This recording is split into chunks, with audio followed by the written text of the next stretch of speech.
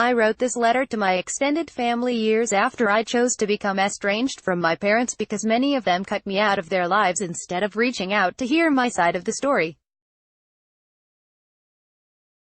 It pains me that I have lost contact with some of them because they refuse to see the picture, and at times I feel as though I have lost a part of myself.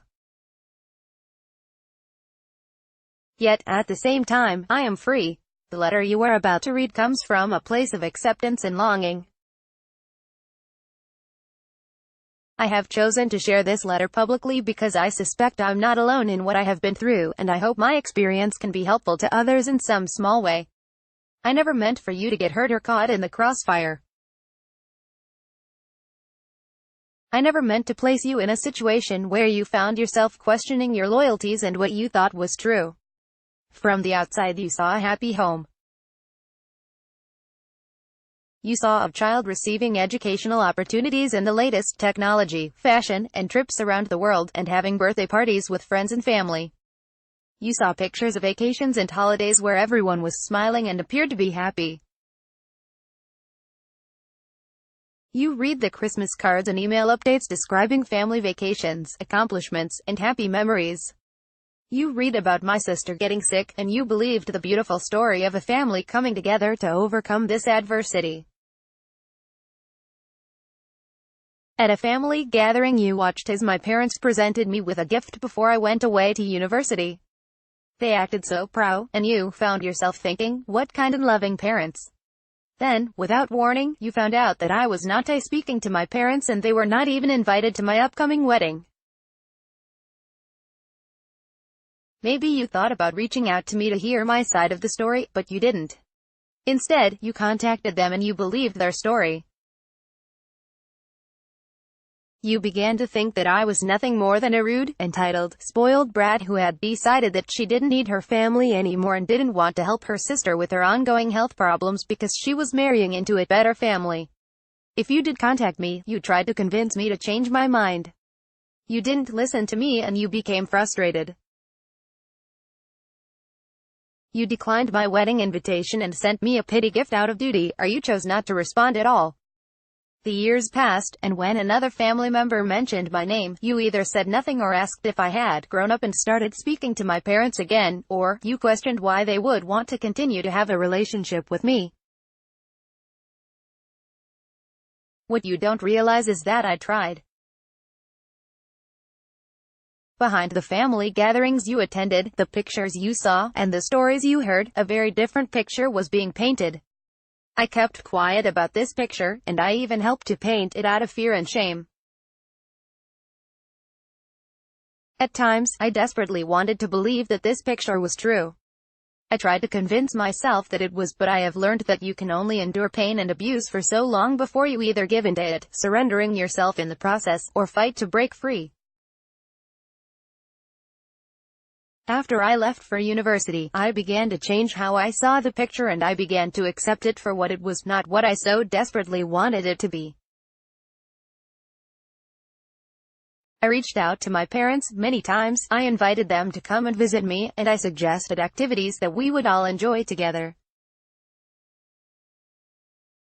I came home for holidays and tried to connect with them.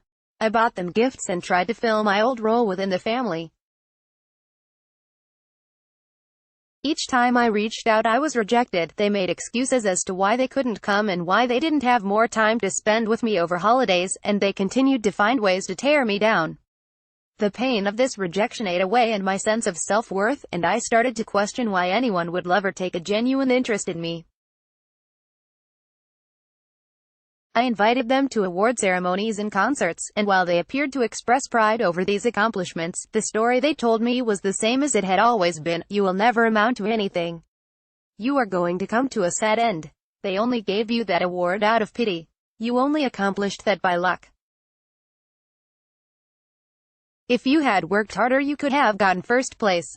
You are never going to have a successful career, that's just a pipe dream. I never told you about these comments or how they tore apart my self-esteem, causing me to question everything I did and everything I knew to be true, because they told me that you would never believe me, and I didn't want to cause more conflict.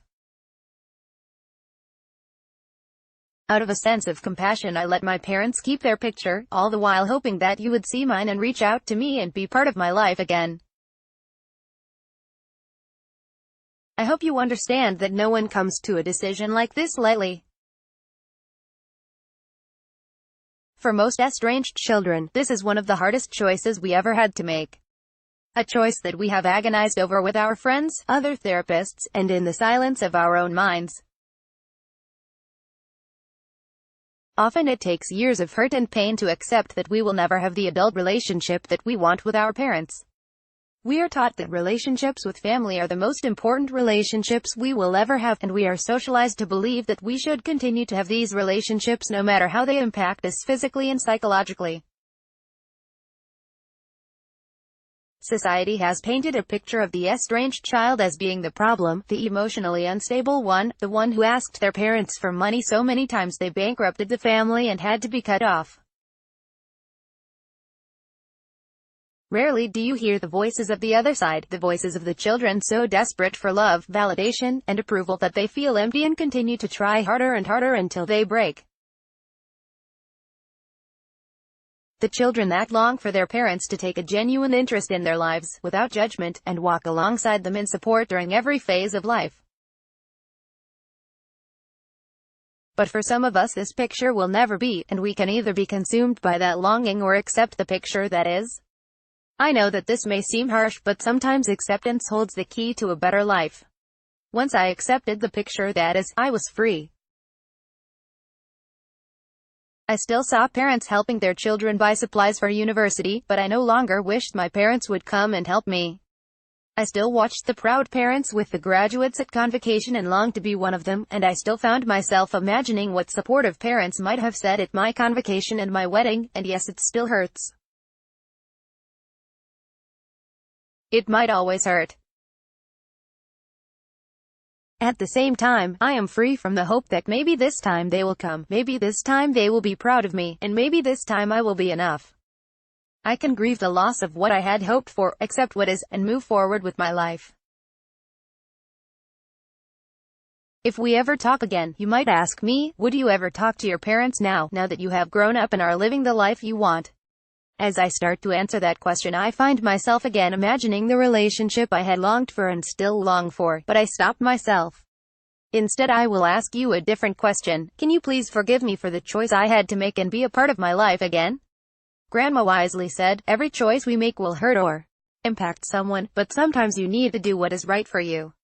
When I chose to stop speaking to my parents, I had to not only grieve the loss of them, but you as well.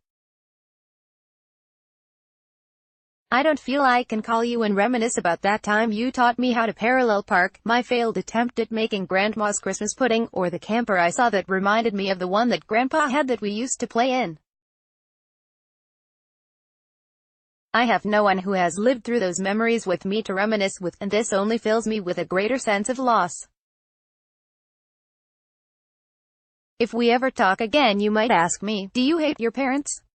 The answer is no, I don't hate them. The truth is I don't feel anything for them anymore. In my heart I have forgiven them for the pain they caused me, but I don't want to open the lines of communication to tell them that, not yet, maybe not ever.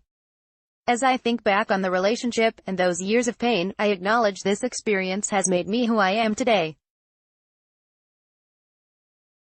I strive to live a life. I fill my days with activities and work that bring meaning to my life and the lives of others. I trust my instincts and I am aware of how people and situations affect my well-being, and I work to reduce the negative impact of these factors whenever possible. I'm opening up about this experience because I hope you will start to paint a new picture that allows me to be a part of your life again. But if you don't, then let me use this experience to help others. I have learned that some people can only give us so much, and I am grateful for the only gift my parents could ever give me, my life, a life I will live to the end, and one I want you to be a part of it. To anyone struggling with the choice to become estranged from their parents, let me ask you these questions. Have you tried many times and been rejected? Do you feel that nothing you can ever do or be will be enough? And finally, do you hear their voices inside your head and then question your ability, your instincts, and your self-worth? If so, you may need to let go. If you do decide that this is the right choice for you, you will grow in ways you never imagined, and with that growth will come a sense of peace and self-love. You will learn to trust yourself and to care for yourself physically, psychologically, and spiritually, which will lead to improved happiness and health. Researchers have found that abused children do not stop loving their parents, they stop loving themselves. After I stopped speaking to my parents, I became more confident, I began taking risks, and I learned for the very first time to love myself and accept the journey I am on. I earned 2 bachelor's degrees, a master's, and I started my PhD.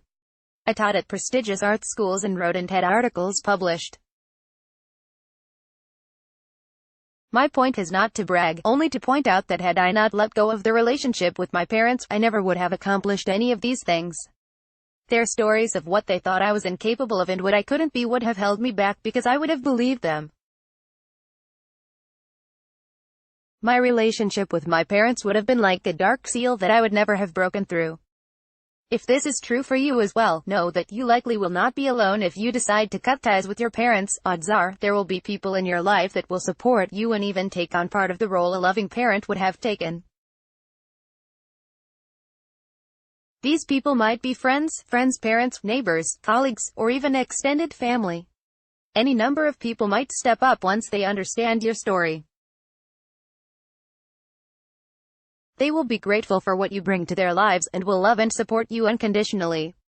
It will not be the same, but you will cherish these relationships because they are positive. A part of you may always long for a supportive relationship with your parents, but don't fight this feeling, acknowledge it as a part of your journey. You might even find yourself questioning this choice years later and wonder if time could have healed this relationship. Remember why you made this choice, remember the pain, and trust that you made the right decision. Also, realize that you didn't make this decision alone, although it may feel like it.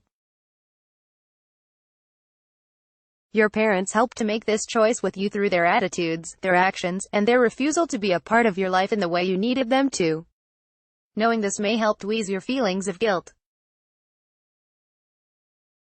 And know this, if you are estranged from your parents, you are strong because you have taken back the paintbrush and are now free to repaint your picture with those who love and support you.